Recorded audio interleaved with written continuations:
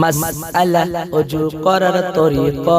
ওযুতে নিয়ত করা সুন্নাত, বিসমিল্লাহ পড়া সুন্নাত, দোনো হাতের কবজি সহ তিনবার ধোয়া সুন্নাত, তিনবার মেসওয়াক করা সুন্নাত, তিনবার কুলি করা সুন্নাত, তিনবার নাকে পানি দেওয়া সুন্নাত, সমস্ত মুখ তিনবার ধোয়া সুন্নাত, ডান হাতের কোনই সহ তিনবার ধোয়া সুন্নাত, বাম হাতের কোনই সহ তিনবার ধোয়া সুন্নাত, দোনো হাতের আঙ্গুলি খিলাল করা সুন্নাত,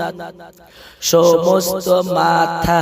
একবার মাসিহ করা সুন্নাত, কান মাসিহ করা সুন্নাত, গর্দান মাসিহ করা মুস্তাহাব,